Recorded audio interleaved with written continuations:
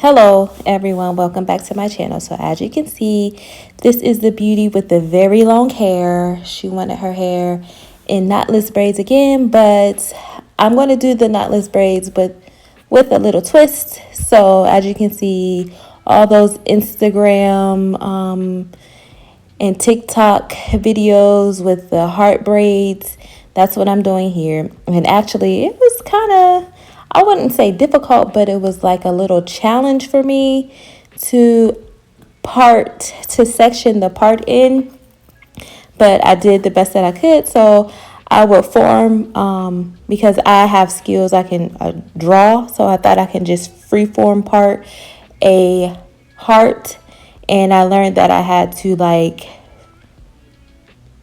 form it and then scale it down, perfect it each and every time. So that's what I'm doing here. This was my first time doing it. I feel like if I continue to do it, it'll get better and better. But this is not a tutorial. I'm just showing you how I did it. And really, I'm just like skipping parts because this video was like super long. So I'm like, I don't want to bore them. So you're going to see me forming the two hearts. I did a heart on the side, which you see here, and then I formed another heart above that heart, and then in the middle back of her hair, the middle top of her hair, I also added a heart. And I think it's cutest, sweetest hairstyle out. I see it everywhere, and I said I have to try it. So I didn't really follow anybody's how they did it. I just did it the way I thought it should be done. It's probably a better way to do it out there. So I let this be a trial run, and then once I perfect it, I'll come back and give you the step-by-step details. But you can also watch me do her knotless braids, and I actually have a pro tip for you guys doing the knotless braids. So stay tuned. Okay, so here's the perfect time to tell you about the pro tip. So right here, I usually just do that. I don't braid fully, and I grab a piece of hair and I just add the hair. And I noticed that when I do that technique, when you don't braid fully down once or twice, you can get a little lump at the top, and knotless braids are supposed to defeat or combat the whole knot on top of your head. So I found that if I braid down once or twice and then start adding hair, and I added about 8 pieces, it depends on from the top. If you started from the nape, you only need about 4 to 5 pieces. But if you stop from the top of your head, by your forehead, you probably need about 8 pieces, so the lengths can match up if you are a person that cares about that. But here, I also did that technique. It appears if you look closely at the top where you first started braiding, there's like a little hole right there. So if you like that style, there's nothing wrong with that. Don't braid down thoroughly. Just put enough for your fingers to go through, then add the hair. But here, I'm going to go 1 here. Okay, that's 1, 2, 3. And then I'm going to add hair. Boom. Add hair.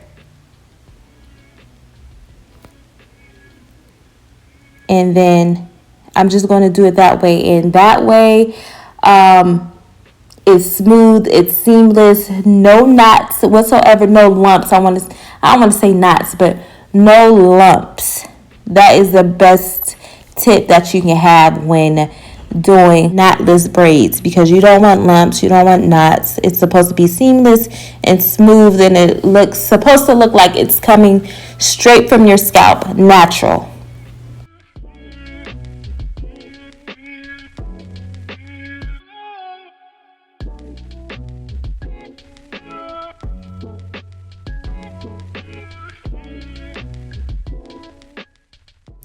I just love the way her hair looks in knotless braids. She told me the girls at school were like, why you always get your hair in knotless braids? If you do, and why don't you ever get color? I'm like, girl, just do you. And she was like, because I like what I like. I'm like, that's right. Anyway, so here's a technique. I feel like this is the easiest technique. I saw other people, the way they do their knotless braids. It appears to be a little bit too difficult for me. It just seems like, well, why would I want to do it the difficult way if this outcome is the same? Both outcomes are really beautiful and a nice finish. So this is what I want to do. This is what I'm going to stick with until someone teaches me a new way and it actually says it's the safest way, it's going to last longer. Until I hear that, then I'm going to stick with this technique, the easy technique with a great finish.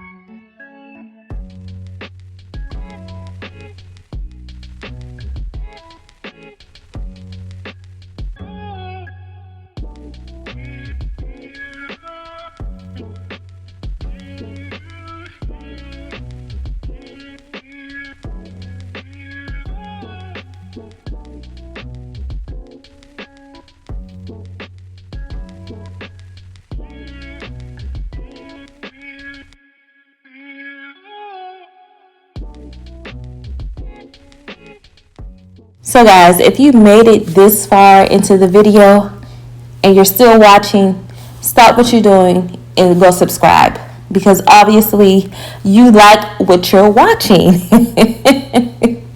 Sorry, I'm just playing. If you like what you're watching, or if you like my videos, go ahead and subscribe, hit that like button, and hit the notification bell so you can be notified every time I post a new video.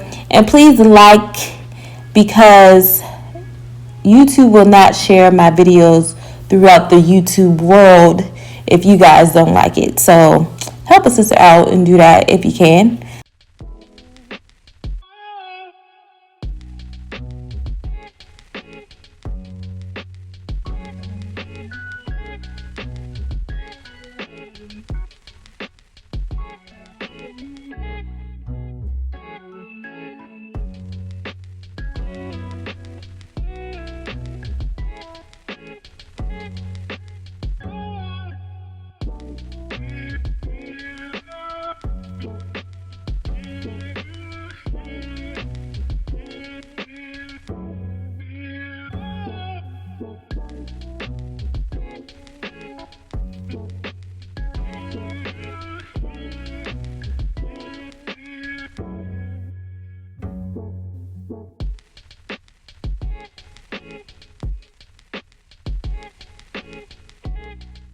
So me adding the hearts in her hair, I've learned that I have to find a way to section the hair the regular way without having to put different types of shapes in her hair, you know.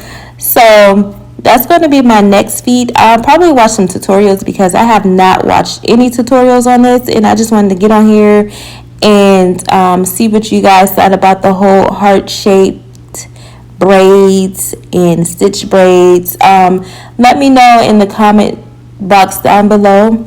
Let me know if you like it. Let me know if you know a YouTuber that does them really well so I can go check them out. Or if you know a great technique that you do, just let me know, because I'm open to learning and I'm always teachable. So go ahead and do that. I thank you guys for watching. At the end of this video, when I'm done with her hair, I dipped her hair and I made sure not her, because her hair is very long, I made sure not to dip her hair in boiling hot water. When I see those in other videos, when they dip the hair all the way up or above their hairline, I'm like, you are damaging their real hair. And when you take those braids out, they're going to have to get a cut or a trim, because you should not boil someone's hair, their natural hair. So I told her that when other people are doing her hair, because I don't live close to her, tell them do not boil your hair, because that makes no sense, you know. So that's another tip that I'm giving you guys. Do not let people boil your natural hair. If you know your hair is close to the length of the braid, tell them to make it a little bit longer, so when they seal the ends of the fake hair, they will not burn your hair. Okay, so I really loved how her braids turned out. So I dipped them. I put the mousse on her hair, not the mousse, but the setting wrap foam. I spritzed it. I didn't have my Got to Be glue spray, but I did have some spritz by Design Essentials, and I played with her baby hair a little bit. I let it just flow naturally. I didn't put too much effort into it.